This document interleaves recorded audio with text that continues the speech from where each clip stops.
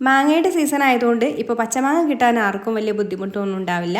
അപ്പോൾ മാങ്ങ കിട്ടുമ്പോൾ ഇതൊന്ന് ഉണ്ടാക്കി നോക്കിക്കോളൂ കേട്ടോ. പച്ചമാങ്ങ വെച്ചിട്ട് ഇത് റെഡിയാക്കി വെക്കുകയാണെന്നുണ്ടെങ്കിൽ പിന്നെ ഒരു 3-4 ദിവസത്തിനൊന്നും ഉണ്ടാക്കണ്ട. ചോറിലേക്ക് ഇത് മാത്രം മതി കേട്ടോ. അപ്പോൾ ആദ്യം തന്നെ പച്ചമാങ്ങ എടുത്തിട്ട് ഇതുപോലെ കനം കുറച്ചിട്ട് നീളത്തിലൊന്ന് അരിഞ്ഞെടുക്കുന്നുണ്ട്. ഞാനിപ്പോൾ ഒരു മാങ്ങ വെച്ചിട്ടാണ് കേട്ടോ ചെയ്യുന്നത്. എത്രയാണോ വേണ്ടത് അതിനനുസരിച്ചിട്ട് ചെയ്യാം. ഇനി ഒരു പാന് അടുപ്പത്ത് വെച്ചിട്ടുണ്ട്. അതിലേക്ക് നമുക്ക് വെളിച്ചെണ്ണ ഒഴിച്ചു കൊടുക്കാം.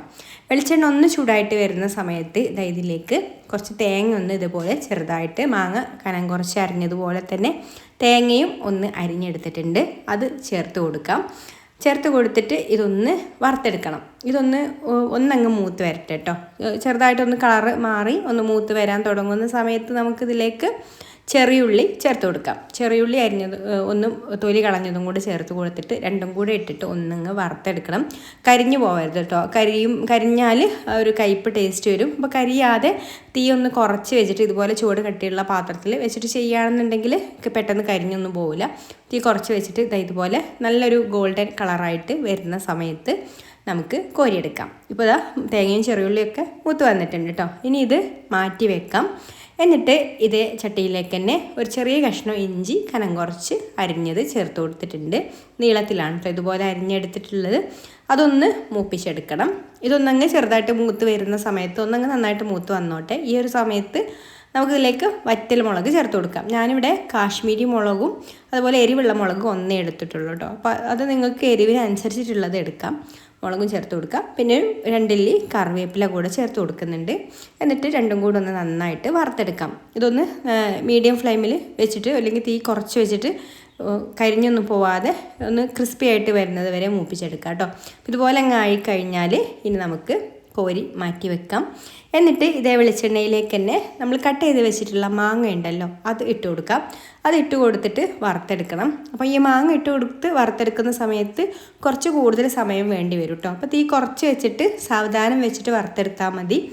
മാങ്ങയിലുള്ള വെള്ളമൊക്കെ വറ്റിയിട്ട് മാങ്ങ നന്നായിട്ട് ക്രിസ്പി ആയിട്ട് വരണം കേട്ടോ. അതുവരെ വറുത്തെടുക്കണം. അപ്പോൾ ഹൈ ഫ്ലെയിമിൽ ഇട്ടിട്ട് വറുത്തെടുത്താൽ മാങ്ങ പെട്ടെന്ന് കരിഞ്ഞു പോകും. അപ്പോൾ തീ കുറച്ച് വെച്ചിട്ട് കുറച്ച് കൂടുതൽ സമയം വെച്ചിട്ട് വേണം ഇത് വറുത്തെടുക്കാൻ വേണ്ടിയിട്ട്. എന്നിട്ട് നന്നായിട്ട് ഇടക്ക് ഒന്ന് ഇളക്കി കൊടുക്കണം കേട്ടോ. എന്നിട്ട് ഇതുപോലെ അങ്ങ് മൊരിഞ്ഞ് വന്നാൽ ഇപ്പോൾ മാങ്ങയിലുള്ള വെള്ളമൊക്കെ വറ്റിയിട്ട് ചെറുതായിട്ടൊന്ന് മൊരിഞ്ഞ് വന്നിട്ടുണ്ട്. നമ്മൾ ഇളക്കുന്ന സമയത്ത് ഒരു കിളുങ്ങുന്ന സൗണ്ട് കേൾക്കില്ല. ആ ഒരു രീതിക്ക് ആയി വന്നിട്ടുണ്ട് കേട്ടോ. അപ്പോൾ ഇതുപോലെ അങ്ങ് ആയി കഴിഞ്ഞാൽ ഇനി നമുക്ക് കോരി മാറ്റി വെക്കാം. ഇനി മിക്സിയുടെ ചെറിയ ജാർ എടുത്തിട്ടുണ്ട്. അതിലേക്ക് നമ്മൾ വറുത്തെടുത്തിട്ടുള്ള വറ്റൽ മുളകും കറിവേപ്പിലയും ഇഞ്ചിയും ഇത് മൂന്നും കൂടെ ഒന്ന് ഇട്ട് കൊടുത്തിട്ട് ഒന്ന് പൊടിച്ചെടുക്കാം. പൾസ് ചെയ്ത് അങ്ങ് പൊടിച്ചെടുത്താൽ മതി കേട്ടോ. അപ്പോൾ ഇതുപോലെ അങ്ങ് ഒന്ന് പൊടിച്ചെടുത്തതിന് ശേഷം പിന്നെ നമ്മൾ ബാക്കിയുള്ള ചേരുവകളുണ്ടല്ലോ, അതായത് മാങ്ങയും തേങ്ങയും പിന്നെ ഒരു ചെറിയ ഉള്ളിയും അത് മൂപ്പിച്ചെടുത്തതും കൂടെ ഇതിലേക്ക് ചേർത്ത് കൊടുക്കാം. പിന്നെ പാകത്തിനുള്ള ഉപ്പും കൂടി ചേർത്ത് കൊടുത്തിട്ട് ഇതൊന്ന് അരച്ചെടുക്കാം. അരച്ചെടുക്കുന്ന സമയത്ത് പൾസ് ചെയ്തിട്ട് ഇതൊന്ന് മിക്സ് ചെയ്ത് വേണം കേട്ടോ അരച്ചെടുക്കാൻ. എന്നാലേ ഉള്ളൂ നന്നായിട്ട് അരഞ്ഞ് കിട്ടുള്ളൂ. അപ്പോൾ ഇതെല്ലാം മൂപ്പിച്ചെടുത്തത് ആയത് കാരണം അങ്ങനെ അരച്ചെടുത്താൽ മതി. പിന്നെ നമ്മളിതിൽ ഒട്ടും വെള്ളമൊന്നും ചേർത്ത് കൊടുക്കരുത്. വെള്ളമൊക്കെ ചേർത്ത് കഴിഞ്ഞാൽ പെട്ടെന്ന് കേടുവരും കേട്ടോ. അന്നത്തേക്ക് തന്നെ ഉപയോഗിക്കാനാണെന്നുണ്ടെങ്കിൽ നമുക്ക് വെള്ളമൊക്കെ ചേർത്തിട്ട് അരച്ചെടുക്കാം. അതുപോലെ തന്നെ അത്രയ്ക്ക് അങ്ങോട്ട് മൂപ്പിക്കും വേണ്ട. അപ്പം തന്നെ നമുക്ക് ഉപയോഗിക്കാനാണെന്നുണ്ടെങ്കിൽ ഒരു 3-4 ദിവസത്തിനൊക്കെ കേടുവരാതെ വെക്കാനാണെന്നുണ്ടെങ്കിൽ വെള്ളമൊന്നും ചേർക്കാതെ നന്നായിട്ട് ഈ ഒരു ഇതിലുള്ള എല്ലാ വെള്ളത്തിൻ്റെ അംശവും ഇതുപോലെ മൂപ്പിച്ച് കളഞ്ഞതിന് ശേഷം മാത്രം ഇതുപോലെ അരച്ചെടുത്താലോ ഉള്ളൂ കേട്ടോ. കുറച്ച് കൂടുതൽ സമയം കുറച്ച് കൂടുതൽ ദിവസം കേടാവാതെ ഇരിക്കുള്ളൂ. അതായത് ഒരു 3-4 ദിവസമൊക്കെ.